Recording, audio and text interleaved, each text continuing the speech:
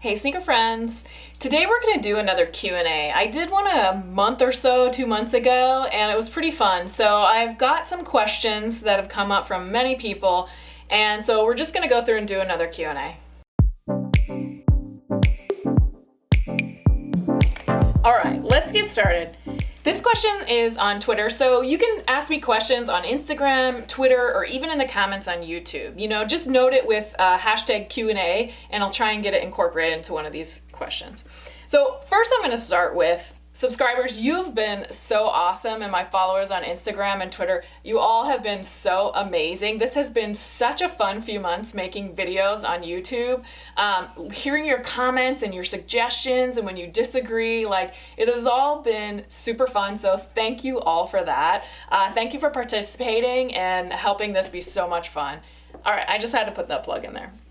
All right, this first question is from Dennis Kim at Dennis Jikam on Twitter. He said, what do you do with your old kicks? I obviously don't get enough to give them away and have a hard time letting go. I have a hard time too. I don't remember the last pair of shoes that I have gotten rid of. I mean, my first go-to is if they're in good condition, I'll send them to Goodwill or donate them somewhere. But really right now I have a lot of shoes that I don't wear, I don't really even like anymore, and even some that maybe don't quite fit, that I'm wanting to get rid of. So I'm not quite sure what I'm gonna do with them. I thought about putting them on Poshmark maybe, or trying to sell some of them, but overall it's just sometimes easier for me to donate them. In recent videos I talked about cutting shoes apart, right? And so a couple people were like irritated with that, but they would be shoes that are in bad shape or extra shoes that I have. The interest in cutting them apart is seeing what construction is actually in there. And I know there's a couple other YouTubers that do that, but I think from my perspective it would be interesting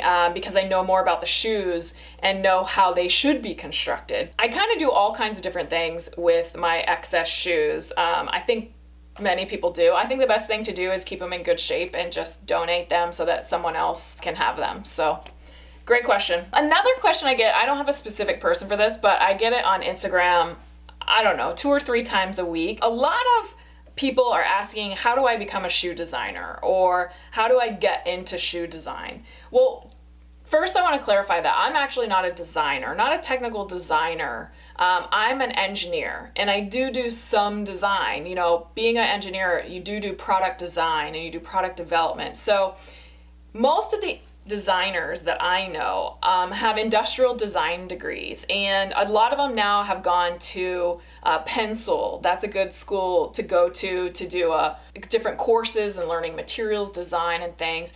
But I think overall, like, you want to get some sort of design degree. I know designers that are transport designers, like I said, industrial designers, even some engineers that turn to be designers. So it can be, like, you don't have to follow just one path to get there. There's multiple paths of design to get into design. I think what you have to do is show your passion for it, you know?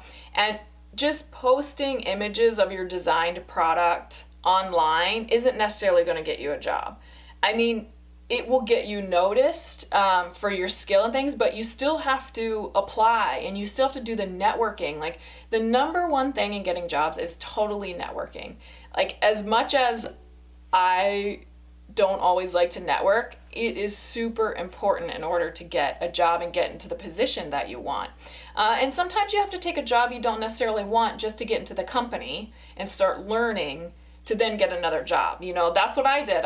When I started at Nike, I applied online. I knew no one. I had a plastics engineering degree, which was a little bit rare at the time. And so I applied online, and then I had to interview, and I had to just do a great job in the interview to get the job. Once I got there and started learning, then I could figure out where in the company I wanted to go and who I wanted to work with. And that took time, you know. It took over a year and a half to kind of figure that out. And I actually enjoyed my first job. I could have stayed doing it.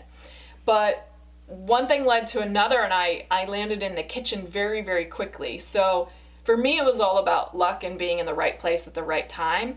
I think that's kind of common in the job search. Sometimes you might have to work for a brand, like maybe you can't get into Nike and you start working for one of the smaller outdoor brands. That's still an awesome experience. You're going to learn so much about shoe design and shoes. It would be fantastic. So there's lots of different degrees you can get, and there's also lots of ways you can be involved in shoes. You don't just have to be a designer, right? There's designers, there's engineers, there's developers. You know, developers come from backgrounds, oh my gosh, all different ones. I know people that were communications majors, some were engineering majors. There were some that didn't even go to school and just got into it through one of the coordinator jobs or one of the lower level jobs that supports development, and then grew up into being developer. There are so many different, and that's just 3, right? Then you have marketing. You could be a product line manager. You can be a maker and a concept creator. Like, it depends on the company. There are so many different jobs that support shoes, and so many fun. Like, it's not just the designer that has fun. Like, everybody has fun in building product. Though testing, there's sports science, and then like Nike Research Lab, there's sports scientists, there's test analysts, there's testing people. And then you also have the whole supply chain side, where you're working on how to get the shoes from here to there, when to get them, orders, you know. So there's so many different cool jobs that, you know, if you're not particularly into design, or maybe you don't feel like you have the skill to it or the interest in it, check out being a developer. I think being a developer is super fun. You get to play with a lot of different materials. There's material engineers, material scientists. I mean, there are so many different opportunities. So, you know, figure out what you really like and what you think you would enjoy, but don't limit yourself to just design if maybe that's not what you're passionate about. That was a really long-winded answer to a question that I get a ton. All right, let's go back to Twitter. Let's see what we have to say. So RJS it said, it's been rumored that Adidas will be retroing or restocking the original Ultra Boost colorway this holiday season. Do you see this as a good move or a mistake, seeing as that shoe only made its debut in February of 2015? That's a complicated question. I'm not exactly... I don't think it's a mistake. I'll be curious to see how it goes. I'm curious, just as I'm kind of new to Boost and the Ultra Boost, I'm curious to see, you know, what it is and how it comes out and how it feels. You know, are they going to use it? Are they going to use the Boost from then, or are they going to use new Boost in it? Like, a lot of times when things get retroed, I care more about, are they using new materials? Because that means it'll be better, right? Because they constantly improve materials. So good question. Thank you for asking. Here's a question from Shane Diller. He said, how do you think the trend of wearables, e-textiles will change the industry in the next 10 years, like the mag but beyond? I'm really excited for it. I think it'll grow and get better. There's still a few challenges with electronics and stuff. You know, things aren't small. People aren't generally making electronics small enough to put into footwear and things. So I think as that continues to evolve, and you know, the sensor industry is doing amazing things now, so I think it's going to continue to grow. I think it's going to be slow for a little while until there's a couple advancements, but I think it'll end up taking off. Thanks, Shane. at Diesel Kicks on Twitter said, what was your favorite project that you worked on at Nike? Oh man, there were so many fun projects at Nike. It was really, really fun. I think the Hyperadapt was probably the most fun. It was also the longest. At the end of the day, it was a super long project. The Nike Mag, the Auto Lace, and the regular were also very fun projects. You know, I got a lot of exposure at Nike from developing the concept, you know, from taking a sketch, turning into a product, taking it through testing, and then getting to be involved with the launch of it. So having that kind of experience there was just really, really fun. So I think a lot of the products that I worked on were pretty fun. The Leica shoes and the U of O Duck shoes were always fun because they were like quick. Like, you had to figure something out really quick, and if the design was complicated, like, you got to boil it down and get it made like quite quickly. So I always liked those. They kind of were fun. And then again, I guess the Hyperadapt, there were so many team members and there were so many ideas and there was so much involved in that project. I learned just so much, and I really enjoy learning and trying new things and And especially working with, I had just such a great team. It was such an awesome team working at Nike. So yeah, that kind of like covers off on most of the major projects, I think, that I thought were fun. Overall, there were a lot of fun projects. All right, thanks, AT Diesel Kicks. Here's a question from Hu Shang Mang, ACHAN 5600000.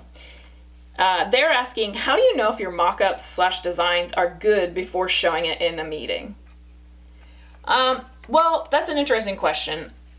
I think if it's a project that I'm just starting and working on, you don't always know if they're good. For me, it was more about experience. Like, did this give someone an experience? So if it gave them a good experience, then you knew it was kind of ready. But a lot of times you don't really know, and I think that's the risk in being in product, like you don't know if it's going to resonate with people, especially in meetings at larger corporations. There's so many people and there's so many things going on. You don't know maybe what some of the leaders are exposed to, so they may have already seen something like you're showing in another meeting.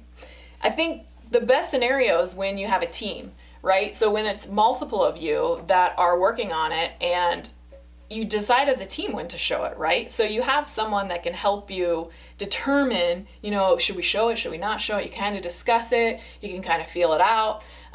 So you just have to take a risk sometimes, like it depends on what the meeting is about. Like, are you pitching it in the meeting to get it into production? Are you pitching it as a concept that you would like their feedback on? Are you wanting them to tell you, are you meeting with athletes? Are you meeting with testers? Like, it really depends on the feedback you want back from them to if you're ready. But I think a lot of times you just have to get to a point and show it and see what happens. And then you have to go back and plan and modify and adjust, and then you try again. And through a process of this iteration of just trying, you'll get there. There was tons of times where I took in just a crappy sample or an idea and it just like, no, it's not really that good idea. It was like, oh, it seemed like a good idea when I was working on it, but yeah, in reality, maybe it's not so good.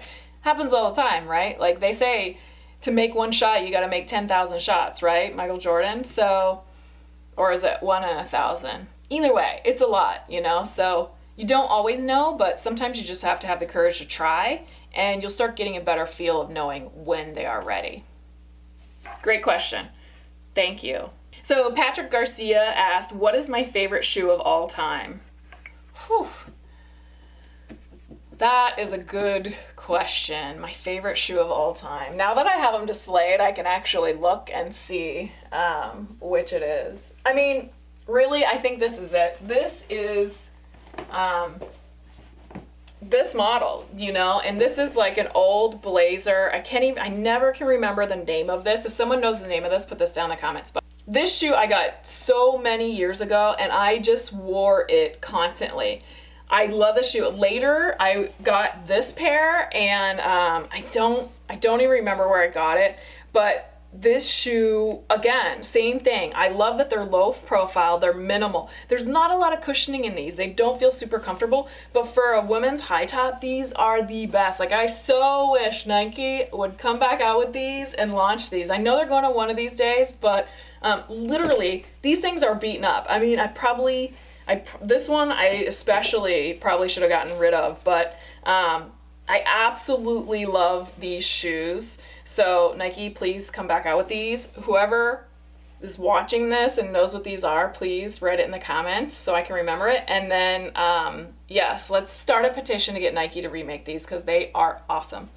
All right, let me know what other questions you have. Thanks for asking these questions. I hope you guys have an awesome day. See ya.